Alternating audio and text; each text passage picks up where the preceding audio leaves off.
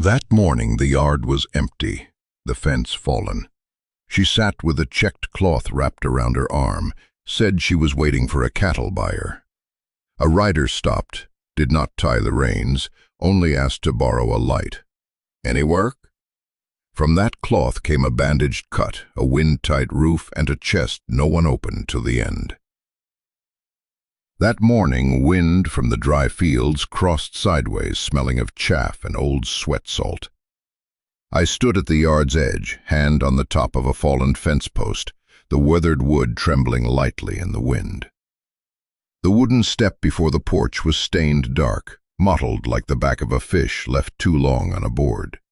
She sat there, shoulders drawn in, back not resting on the doorframe.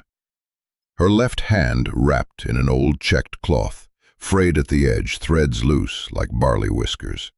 Her eyes fixed on the fallen fence posts, as if in the gaps between breaks there were words to be read. She did not speak. She told someone she was waiting for a cattle buyer. There was no cattle in the yard. The corral was empty. A bridle hung askew from a bent nail, the strap's end frayed as if half chewed. The water bucket lay mouth down by the well, its rim dry and white with salt. Dust lay thin on the porch step, the sweep marks stopping halfway where the brush had pulled back.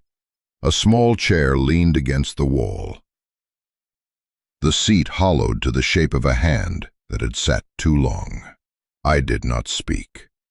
Out here, the habit is to let morning run on its own. She knew it too.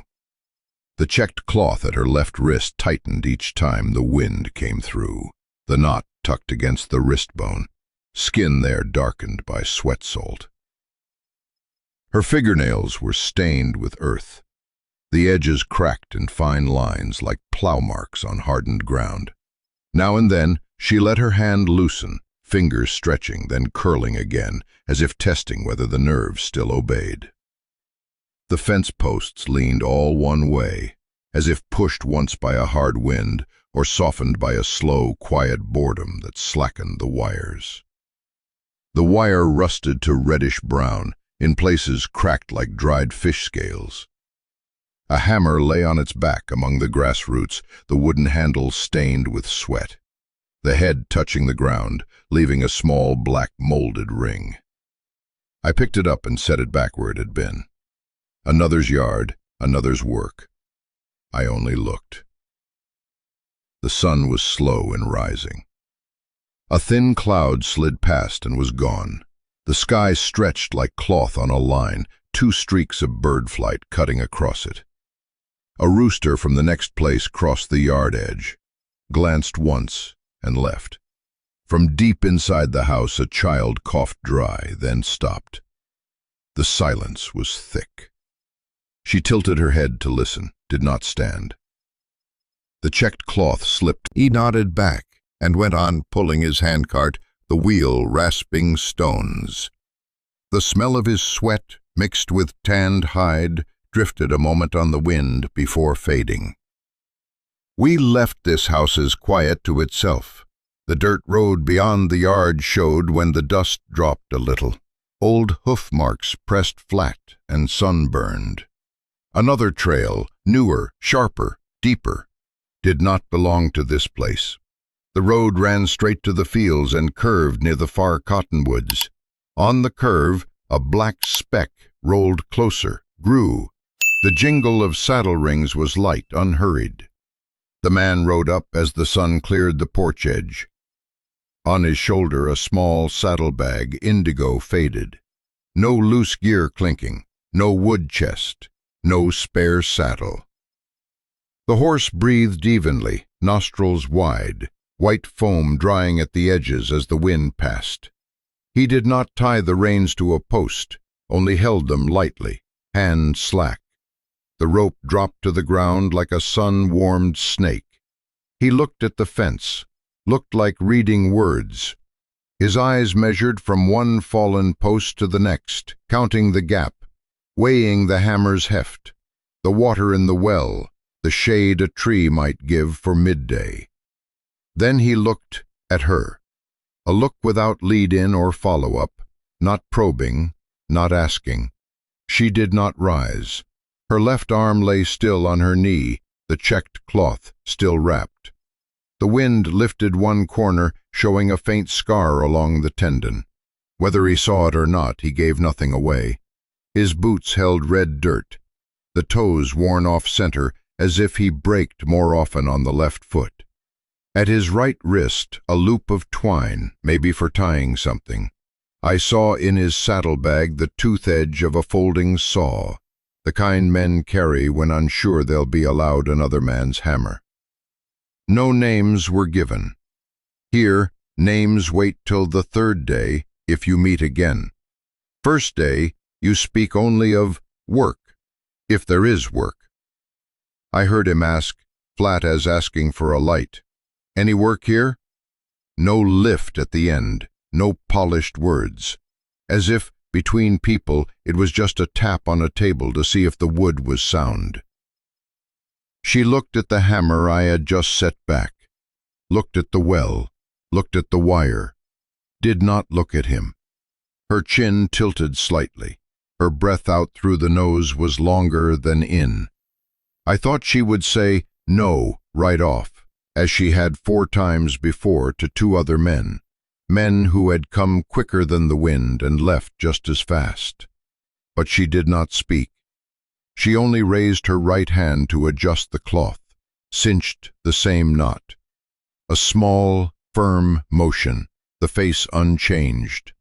Sunlight stretched a finger across the step, touched the cloth throat. Did not click his tongue. Did not glance around for another man. His shirt was open at the second button, showing a collarbone and sunburnt skin. The sweat had dried. Salt left a thin white line along the collar. Men who travel far carry such white lines, like marks of the day.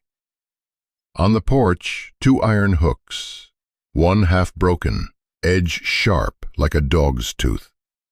The other straight, rust circling the nail hole. She set her hand near it, then folded her arms, leaving a finger's width between skin and iron. "The cattle buyer," she said, softly, as if to the step, "hasn't come." "Hasn't come," he repeated, without pressing or lifting meaning. Just repeated.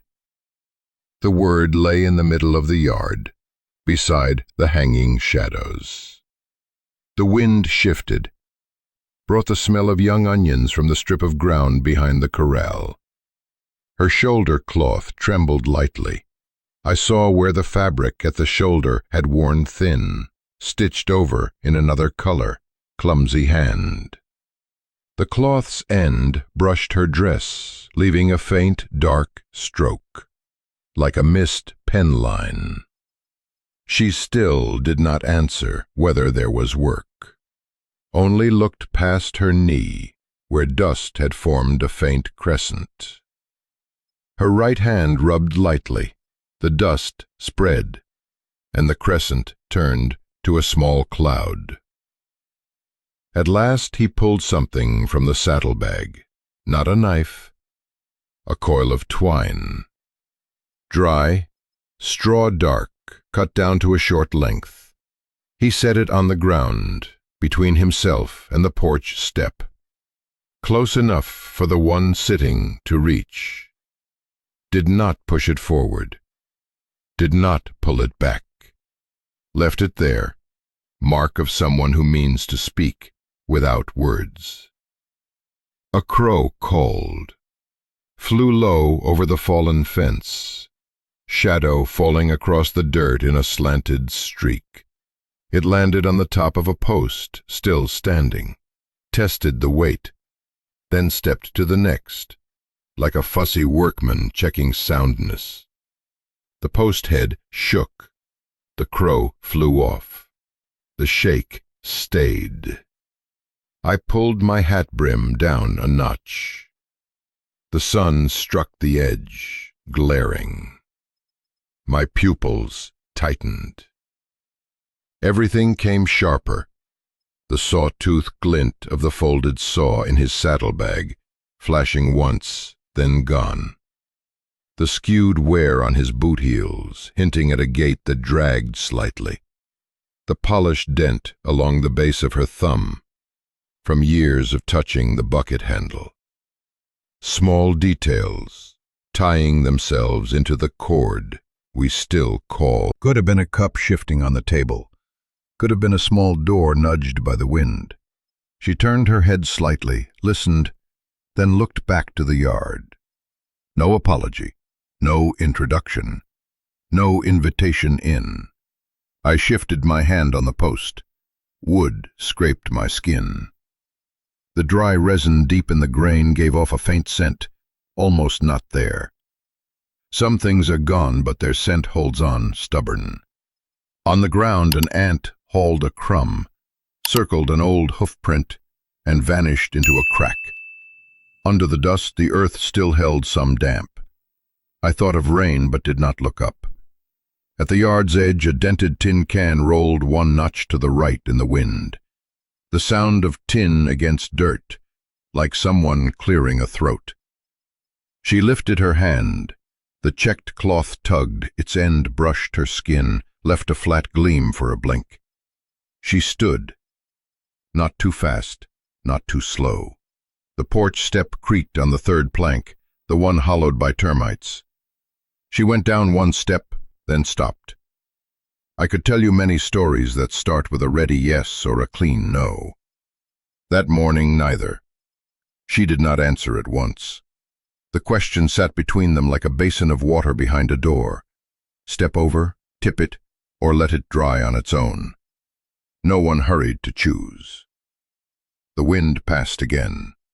Dust on the road rose and drifted apart, like someone had breathed out slow. Inside, the silence thickened another layer.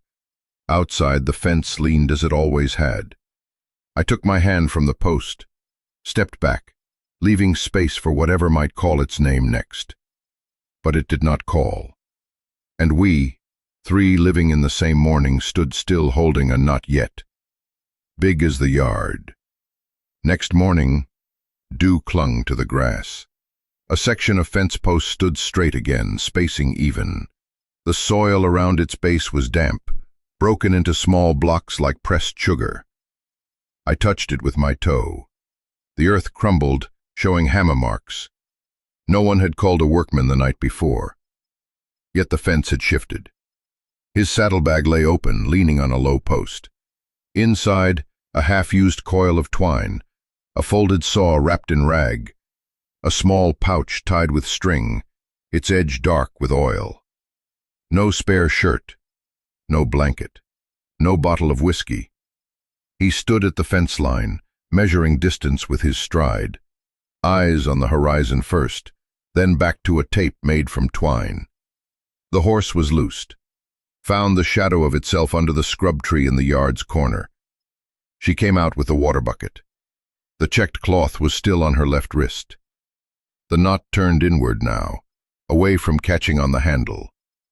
She did not ask who set the posts, did not tell him to stop. She set the bucket by the well, water swayed, started, hollow, filled as the soil closed in.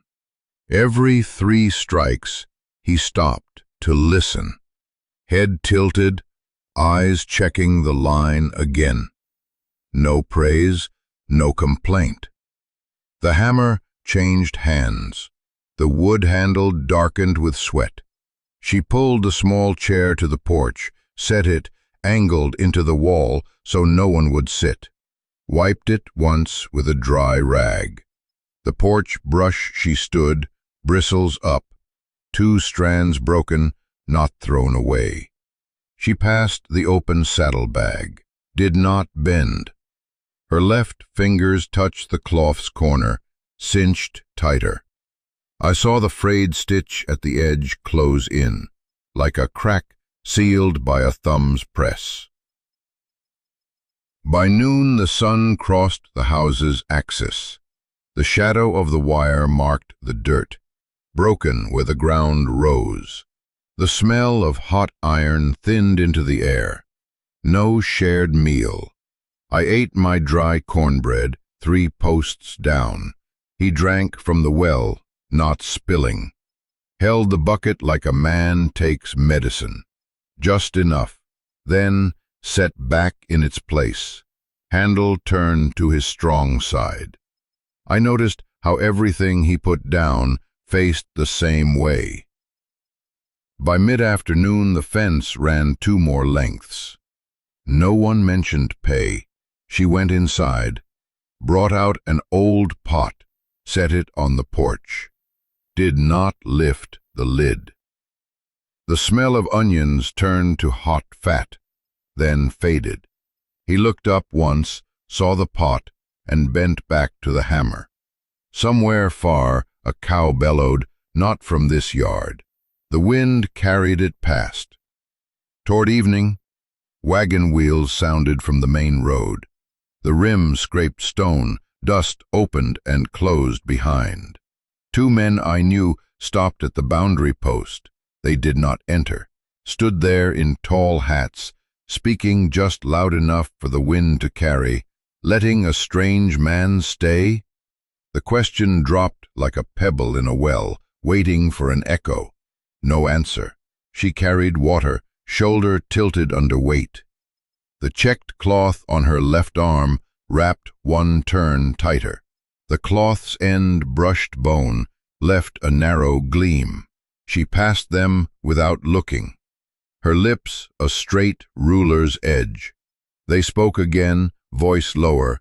In a house with children, best be careful. Still, no reply. The dog in the next yard turned its bark another way, then stopped. When they turned the wagon, dust covered the new fence for a moment. It settled evenly, like flour sifted to see if the work beneath was flat. When the dust dropped, the fence was still straight. They left. The wheel ruts lay fresh over the old. Midday of the next day. Done. The voice sounded already decided. No asking, no hinting. She did not frown, did not seem surprised.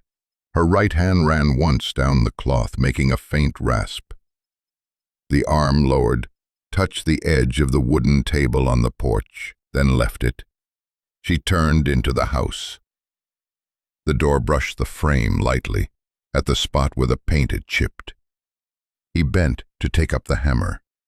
I heard it return to work, steady, like the heartbeat of someone who has accepted to go on. By afternoon, their shadows stretched long in the yard, not close. Each shadow claimed its own patch of work ground. I stood in shade, counted 1, 2, 3, then lost the count to the scrape of metal, the sigh of wood, the choke of soil being pressed, the catch when a nail struck a hard knot. Those sounds filled a day enough that no more story was needed. The air changed scent toward evening. Heat rose off the ground. The smell of damp dust came from somewhere before the first drops fell. I looked up. Thick clouds, without clear layers. Thunder far off, like someone dragging an empty barrel. We did not put tools away in haste. Here, whether rain comes or not, no one changes the work on a guess. Then rain came, not hard at first, just enough to turn dust lines on the table's surface into thin dark streaks running toward the edge. The soil holes around the post bases drank, made small bubbles. The narrow porch roof could not cover it all. She slid the pot further in. Its bottom scraped the wood, like someone soothing a child with a spoon. He led the horse close to the wall, removed the saddle, draped it over the window rail. The rope, wet, darkened to an even black, water dropping from its lowest curve. A child from the next yard ran over, small feet splashing in a shallow spread. He held his arm. Blood mixed with rainwater, thin, red, ran in 2 lines from wrist to elbow. His eyes were wide with fear more than pain. Hair stuck to his forehead. He did not scream. He only breathed fast, like a bird. His mother was still far off. Her call was eaten by the rain. She stepped quickly, leaned to catch him. He reached first, did not run, only 3 long strides, exact, without waste. He tore the checked cloth from her arm. No asking, no waiting. One end of the knot snapped free, whipped her skin, left a white mark that reddened after. He twisted the cloth in his hands, made it a straight, tight strip. Old sweat and new rain pressed together in one breath. He set the boy's arm across his knee, turned the wrist just enough for the rain to wash away mud and flecks of rust spine. The boy inhaled, did not cry out. He wrapped the cloth one more turn, pressed exactly where the blood pulsed. Held it till the vein changed its mind. His hand was large, skin calloused, but pressed light enough that the boy's fingertips stayed pink. She stood right there, did not speak, did not ask. Her shoulders dropped by a fraction, like someone had taken half a bucket's weight from her. I watched and swallowed. In the rain, the cloth's blue thread darkened. The old fray turned into a straight, drawn line, the edges pressed together by water. Pale red bled into the checks, spreading like a map with ink spilled. He tied the knot. Not the knot of a medic, the knot of a man on the road. Easy to undo when changing dressings, won't slip when running. When done, he stepped back half a pace, hand resting lightly on the boy's wrist. Counted 1, 2, 3 breaths. Saw the bleeding stop. Then he took his hand away, said nothing more. The boy looked up at him, then at her, waiting for a sign. She gave a small nod. The boy tucked his arm in, turned, ran. His feet struck a puddle. Water sprayed 3 ways, faded fast on the warm ground. His mother called from the lane, voice muffled by rain hitting her face. I saw her bend, brush his hair aside, look at the bandage, look up. She did not say thank you. Here, such words are saved for times that matter more. She only took his hand and led him away.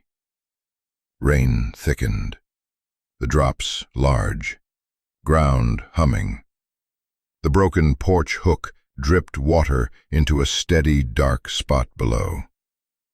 She looked at the dressing, at her cloth, now on another's arm. He stood near the porch wall. Water ran from his boot tips in thin lines, sweeping bits of leaf on the ground. No one smiled. No one explained. A thing had happened as it was meant to. I stayed deeper in the shade. Rain struck my hat, slowed to dull knocks. I thought of the town's talk. I thought of the fence just built. I thought of his saying he needed no money. I looked at the dry part of the cloth still on her wrist. There was none. Her wrist bare, with a new, pale mark. Cold. She might find another piece of rim of the porcelain, chipped small, the round edge still warm. Set it on the second step. No calling, no pushing it inside. The wooden spoon lay face down, handle turned outward, as if so a hand wouldn't have to reverse its grip. He had just washed his hands at the well. Water ran down the veins of his wrist, fell onto his boots, broke into white dust drops, and vanished into the dirt. He looked toward the step, paused a beat, did not glance inside the house, did not ask. He stepped up one step, stopped at the shadow's edge, sat down, back not resting on a post. The bowl sat between them like a chalk line someone had drawn at dawn. I stood across at the new fence line, my shadow stretching over post bases still damp with earth. Steam rose off the porridge, thin as paper smoke. He lifted the spoon, tapped it once on the bowl's rim to test the glaze. No crack sounded. Everything still fit for use. He ate without hurry. Each time the spoon rose, his throat gave a short, quick pull, then stilled. She neither sat nor stood facing him. She leaned her hip on the porch post, hands loosening slowly, thumbs touching the post head, scraping a fresh, tiny mark into it. The horse had found its own rest in the yard corner, head level with its belly, breathing even. The reins sagged to the ground in a brown arc. A cricket began in the brick crevice, stopped, then began again, like someone testing a cough in church. The smell of old stove ash drifted out and stopped at the step. No lamp yet. Their shadows clung to the wood, unwilling to let go. He came to the last spoonful, turned the spoon back into the bowl, flat. Set the bowl down, slid it back one notch, as if returning it. No thank you spoken. None needed. Here, hands do enough for the mouth. He wiped a short line across the rim with his own cloth, gave back something cleaner than it had been received. She bent to lift the bowl. The third plank gave its small groan. Her hand stayed on the spot of warmth longer than one beat before carrying it in. She did not look at him. As she went, the hem of her dress brushed a thin line of dust from the step, showing wood lighter beneath. He did not follow. Sat a while more, elbows on knees, hands folded, knuckles scuffed and brown. Night came over the roof, without sound. In the stall, he spread the thin blanket he used on the road. No pillow. The saddlebag propped instead. The horse tapped a hoof once more where hands pressed it. The kitchen table inside had a new scorch the size of a pot's rim. The clothesline behind the stall was darkened half its length from wet shirts hung in the same place. At market, news traveled faster than the dust a freight wagon left. At the store's entrance, people spoke low, but left it loud enough for the wind to carry. She was keeping her old age for a man passing through, a saying like putting a name on a basket, waiting for the seller to nod. No one laughed out loud. Their backs leaned toward each other just enough for the breeze to help. I saw her at the salt stall, lifting the sack to her shoulder like an old habit, without a wince. The checked cloth's knot on her left wrist was gone. The bare skin held a pale band where it had been. She paid with coins wrapped in soft fabric, opening and folding it square. At the door, someone stepped to block, not fully confronting, only long enough for the words to reach her ear. Keeping your old age for a man on the road is one way to earn a season. She turned her head just enough for both me and the other to read her mouth. Who works has a place. No lift in her voice, no explanation. The words came out like a nail already set, tapped once more to hold. Then she turned her back. The door closed, the glass pane gave one shake. Her name stayed outside for the wind to keep. On the way home, the wind followed the speaker's path, throwing sand in her face. She pulled the hat brim low, the smell of last season's sweat from it blowing back. No bother. His horse kept a set distance ahead, its stride already fitted to this yard. I walked behind, watching two shadows that did not touch yet fell the same way. No one chased with another word. Here, a second sentence often costs the speaker next season. At the yard, she set the salt on the step. No call. He came, did not wait for asking, lifted, carried it to the kitchen corner, opened it, scooped into a small jar. The wooden scoop striking the salt sounded like hail on a roof. They passed each other on the porch, shoulders not touching. The wind brought the market's words to the door, then left them there, not entering the house. That night she swept the yard. The broom line pushed a fallen twist of wire to the post base and left it. He worked at the edge, sharpening the folded saw, steady hand, dry stone, no water. A small fire popped in the stove, light not reaching the porch. I leaned on the fence, feeling my back begin to learn what this place meant. One afternoon, the new fence's shadow lay straight as a ruler. Along its length the soil was bound firm, no sink, no shake in the posts. I knew the work had reached its mark. It to the roof. His hands slid along the plank battens, testing each, pulling the rotted, replacing them with boards cut from the old storehouse door. A different hammer appeared, smaller, round-headed, for driving roof nails without splitting resin seams.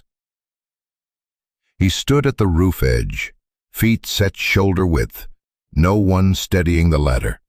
Each time a board went down, he pressed his ear to it, listening to the wind under the roof change pitch, then moved on. On the ground, she laid string for the onion beds. The twine stretched taut, tied to two bent reed stakes. Old dew clung to it in beads, catching the afternoon sun.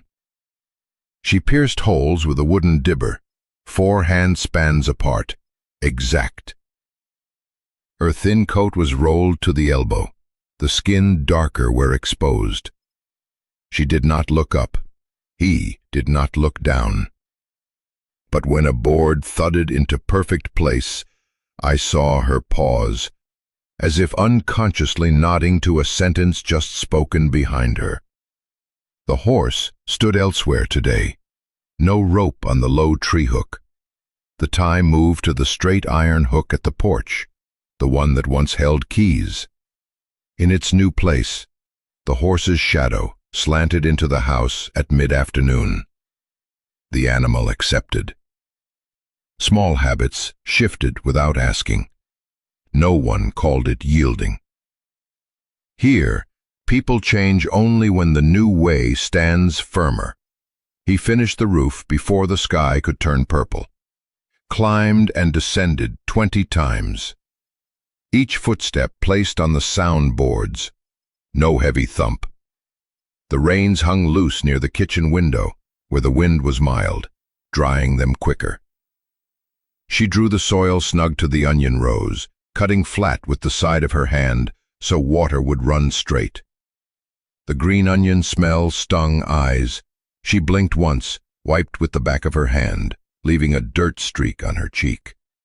She did not wash it off. That night there was no celebration. No, the fence is done spoken. She set a smaller pot on the stove. He pulled a chair onto the porch, the same spot where he'd eaten porridge the first night. The chair rocked faintly. He wedged a chip of wood under its leg. Rocking gone. The creak left the house. A small thing can be fixed the same way as a roof. By morning, the broken porch hook had been filed smooth. No more biting a hand. No one claimed the work. The stall door rehung, facing the wind's right way, opening without jam. the old nails on its plank driven a half-inch deeper. No one asked if it was needed. Such things are either invisible or part of a house's bone, not taken out to name. At noon, he dug a trench along the dry dip. Water would run true. The onions would drink enough without drowning the roots. The townsfolk came less. The eyes once set at the boundary now drew toward other matters, leaving the space here larger. The wind passed through the yard without carrying questions, only left dust where the ground needed checking for level. I stood there, looking at a fence finished, while the house still had work undone, and a man who stayed past the period mark. No explanation, only the next task. She passed him empty-handed, turned back with a single new nail, set it in his palm, opened it. Her nails were black with soil, fingertips cold. He took it, nodded without making it a gesture. She went inside, lifted the pot from the stove, its steam a thin line, gone quick. The doorway, still a threshold, no one crossed before its time. But now the air inside carried both the smell of green onions and new wood, two scents that seldom live together, standing side by side without contest. I glanced up at the sky.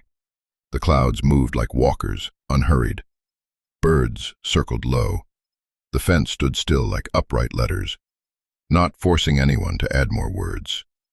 A checked cloth hung on the line, dripping steadily into an aluminum basin. The blue squares were darker with wet. It stayed there, in the wind, drying as another way of standing in its place. Not yet its third turn. Not yet. Out here, things that have once touched blood know their way back elsewhere. At the right time. I waited, without urging. He wiped sweat from his brow with the back of his hand, leaving a pale streak. The hammer hung on its hook, facing his strong hand. Hat set crown up, brim toward the wall to keep off dust. The horse rubbed its neck once against his shoulder, enough to show they understood each other now. The kitchen door was ajar, firelight casting a thin orange strand on the porch floor. No one said, "Thank you." No one said, "Stay." But the shadow of the man sitting on that porch in the dark stretched exactly the length of a new season, and from where I stood, it showed no sign of shortening. Afternoon wind pulled sweat from a man's back. The soil at the field's edge was dry on the surface, damp beneath. She stood at the bed's border, mud caked round her shoe edges in a black ring. In her hands, the checked cloth, washed, wrung, its blue squares deep again, the frayed edge pressed flat by water. I saw the veins stand on his right hand, the wrist bruised dark from a day against a hammer handle. She held the cloth out, no words. He took it, wrapped it once at the wrist, pulled tight, tucked the knot inward to keep it clear. The fabric rasped against skin. He tested the hammer's swing. The wrist held. No sound. Field dust rose sharp. He swiped the back of his hand across his face, stopped at the sweat line, did not swipe again. The work ahead was enough to still any surplus habit. I sat on the dirt ridge watching the hammer's rhythm. 3 strikes, 1 pause to listen. The hammer struck the post's head. When it chipped, he shifted to a wood block to keep the top from crushing. Sweat ran from his temple. The dry salt at his collar cracked a whiter ring. The checked cloth kept his wrist square, the grid straight, the mud dots picking out its weave. When he pulled the line taut, I heard the twine hiss faint under his nail, a small, steady sound. She planted 2 more onion clumps at the fence's base. Her nails carried dirt. The knuckle skin fissured. She licked a line clean, kept digging. A pink worm rose, coiled, sank again. She was not surprised. Good soil was still there, it only needed water. On the plot their 2 shadows lengthened and shrank with the sun, not touching. Near day's end she passed close, glanced at his wrist. The cloth was darkened now, its mud dried to seed-like crusts. She did not wash it at once, left it be. Something marked with both sweat and dirt often holds stronger than any inquiry. Cold season came in breaths you could see. By morning, smoke from the stovepipe ran straight a stretch before breaking. He began building a small wooden chest. The wood was straight-grained, resin still sharp, the planed faces even, unscarred. He set it on 2 sawhorses, measured with cord, not a long rule. The corners were joined with single mortises, no nails there, nails only at base and lid, the spacing as even as a count. The plane rasped in a steady pull, shavings curling like orange peel, falling in strips to the floor. He gathered the shavings, stuffed them into the saddlebag for kindling, no waste. The hinges were small old brass. He dulled their rust with fine sandpaper, not to a shine. The lid fit true, its edge not rubbing the sides. He opened and closed it 10 times to sweeten the hinges. Inside, no paint, only a thin coat of linseed oil. The warm smell seeped under the eaves, then dispersed. She passed 3 times. First a glance, eyes stopping at the mortise edge. Second, laying an old cloth on the step without saying for what. Third, sliding her chair out of the sawdust path to keep from treading it. She did not ask who the chest was for, did not ask where it would go. From the yard's edge I saw the checked cloth washed the day before, hanging on the line. Water dripped from its corner into the aluminum basin, 1 tick at a time. By noon it was dry, blue squares restored, the frayed edge less wild. She took it down, folded it in quarters, squares matched, corners right-angled, set it inside the chest. No words added. He gave 1 short look. The lid lowered. A clear, soft wood sound. No help. He set it in the wall's shaded corner beside the old chair. Its back flush to the wall, not skewed. No paper on top, no mark. She came round, laid her hand on the lid for a second, pulled it back. It stopped there. No one asked. Night, the wind slid through the door gap, tapped the lid with a light, hollow note, enough to tell the inside was more empty than full. I listened to it a long while, then let it go. Things left unnamed often save a quarrel later.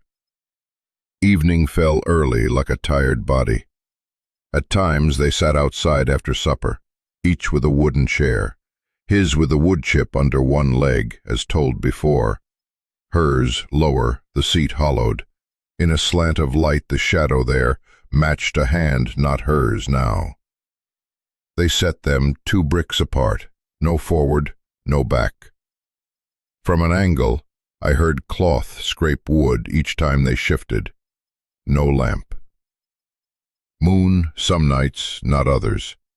When it was there, shadows cut the dirt road into light dark bands like plowed squares.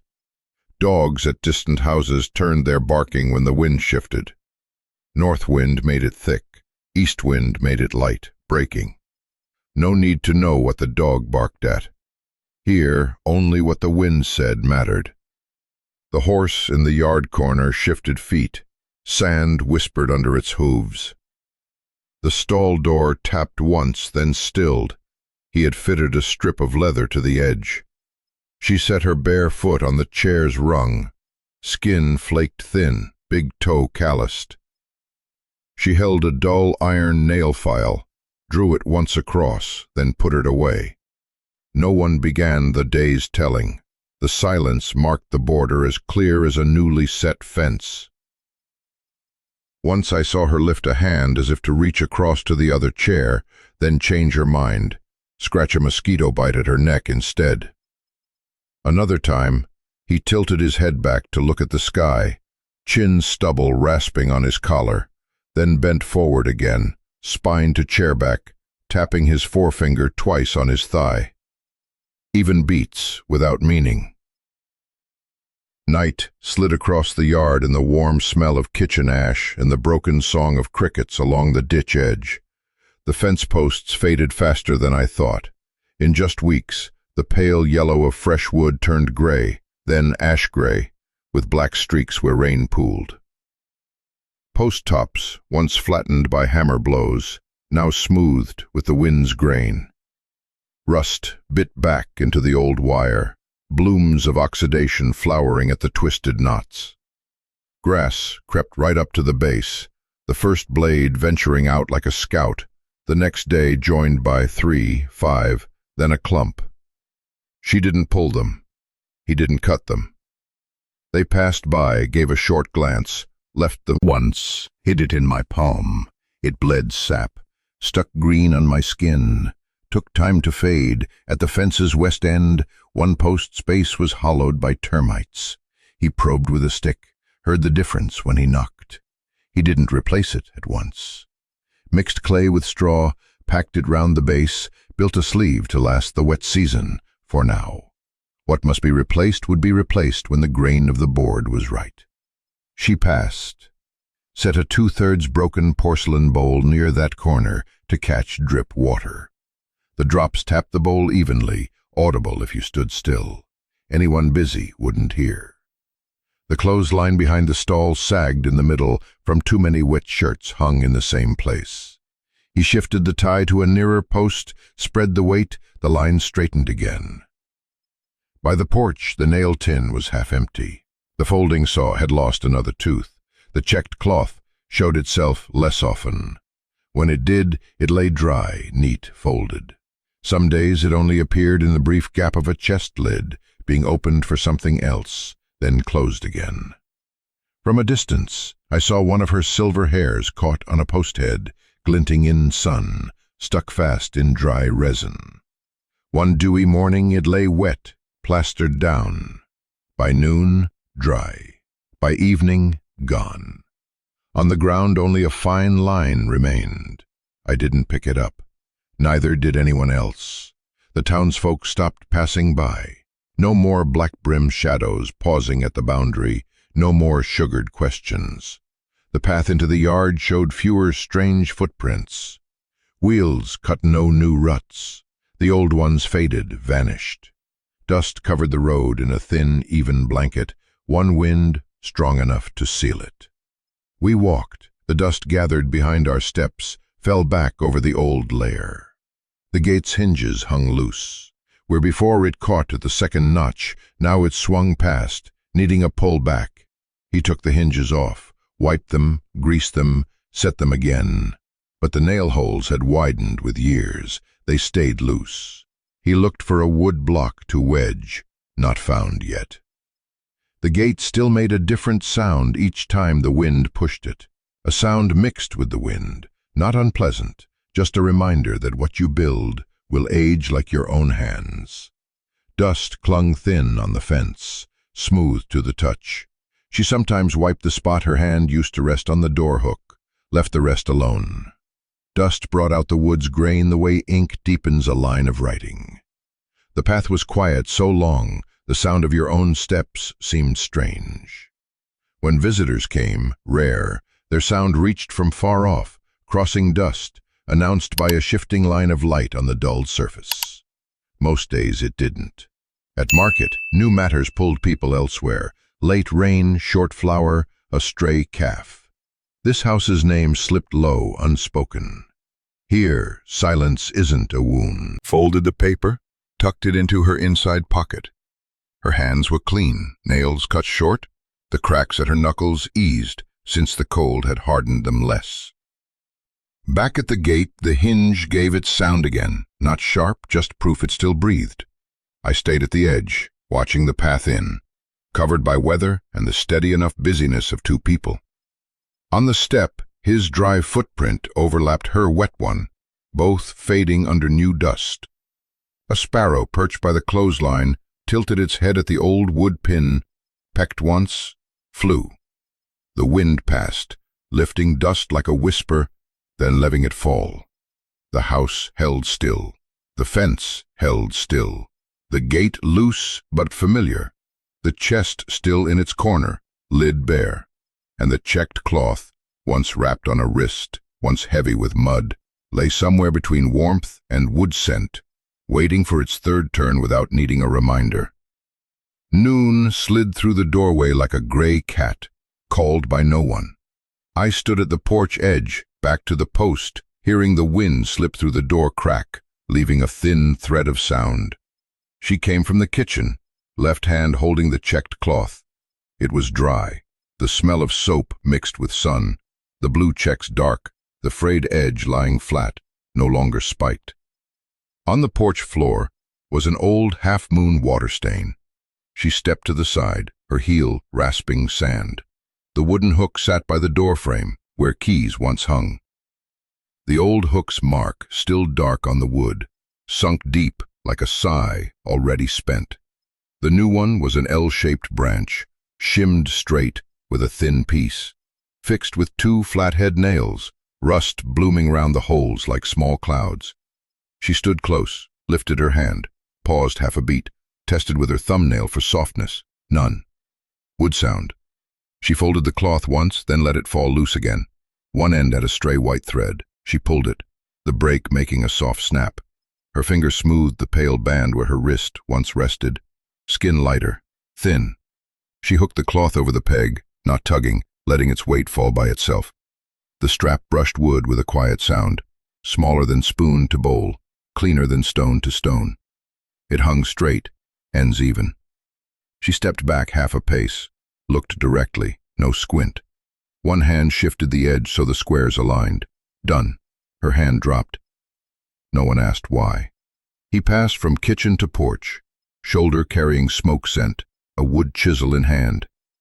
He paused by the hook. His eyes slid over it without catching. He set the chisel on the step, handle turned inward so it wouldn't fall.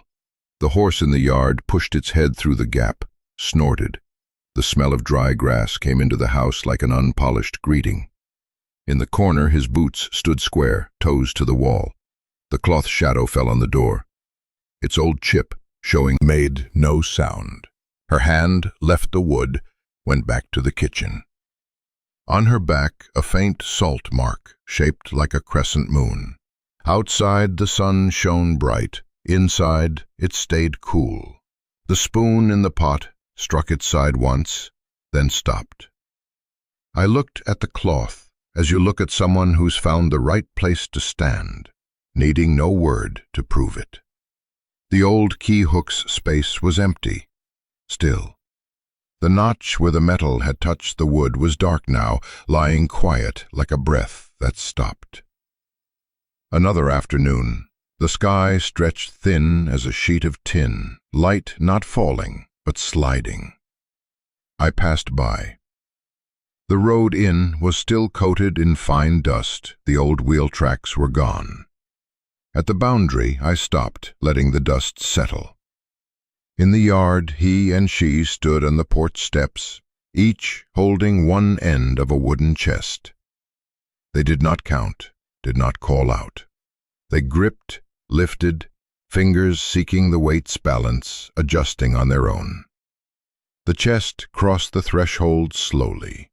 The wood's edge scraped the plank with a small sound, as if someone marked it. The lid stayed shut. I remembered when the chest was first sealed, set in the cool corner of the outer room. Today, they carried it through the inner door. The inner door was slightly lower. They had to tilt it. He angled the chest toward himself in the right direction so the lid would not slide. She stepped back in short steps, heels feeling for solid boards, avoiding the split lines. The second step creaked at a termite-eaten joint. They paused together for a beat, then moved on. No one gave signals. Their pace had already been set months ago. When they had arranged the tables and chairs on the porch, I saw the grain on the chest's lid run in a straight line, broken halfway by a small knot, invisible to the untrained eye. Along the edge of the lid, a streak of dried sweat had turned white. The tarnished brass hinges did not rattle. With each step, they exhaled a faint metallic breath, as if reminding themselves they were in the right place. In the past, they would open the lid so I could glance in if I stood near. Not today. The lid stayed closed. When she shifted her grip, her thumb brushed the lid's edge, but did not press. He kept the balance, set it down on the floor beyond the threshold. The sound firm. She let go first. He followed. The fine dust on the lid lifted slightly, then fell back, without forming a shape. No one opened it for me to see inside. I did not ask. Here, what stays closed has already been agreed upon by many earlier acts. The old wood shavings he once stuffed in a saddlebag to start were returned to their place like that, without deviation. I stepped back half a pace. The porch's shadow edge cut across the toe of my boot like a thin blade. The smell of ash lingered in someone's hair, mixed with the old linseed oil from the wood. The neighbor's dog changed direction in its barking. The wind turned. The bark's tail was pulled long by the wind, sounding like someone tightening a green string on the guitar. He stepped out the outer door, bent to pick up a spare plank, and carried it in to prop the chest's feet off the damp. She drew the curtain one notch. The light shifted from gold to spent. The grain of the wood turned its face. They did not look at me. I knew I stood in the proper place for a passer-by, seeing enough without the right to name the rest. The afternoon sank slowly. Light pooled in the low spots beyond the field like water, then went out. The yard stilled. Cricket calls came in broken lengths, choosing no rhythm, like a breath reconsidered midway. A section of fence to the west slumped further, not with a crash. It leaned first, then dipped like a tired man missing a step. The post's foot showed a dark hollow from termites. Last season's clay patch broke into thin flakes. The wire pulled with a short screech, stopping where someone's hand had once twisted the knot. Grass blades at the fence's base brushed together, making a dry sound. No one ran to catch it. No need. What has reached its turn will lie down like that, just heavy enough, without complaint. I looked at the fallen post, its head pointing toward the onion plot. Across, the dry ditch held the sky's reflection. A thin strip of moss swam like a strand of hair. Near the porch, the new wooden hook holding the cloth tapped softly. The wind blew crosswise, not strong. Each time it touched, the hook's head tapped the nail lightly, like someone knocking the table's edge to remind. The cloth swayed, its hem brushing the wood, the sound thinner than coins touching. 3 times, then silence. She stepped out to the porch, not hurrying. Stopped at the step's edge, looking at the fence. No sigh, no tightening of lips. Her hand reached for the doorframe, not grasping it. He stood 3 paces away, left hand in his pocket, right hand loose, eyes moving from the fallen post to the hook. They both looked, then did nothing. I knew they knew what needed doing, but not for this evening. Some work must be left overnight, for the wind to finish its say. Dusk. On the wall. The vouchers me enter your owl light was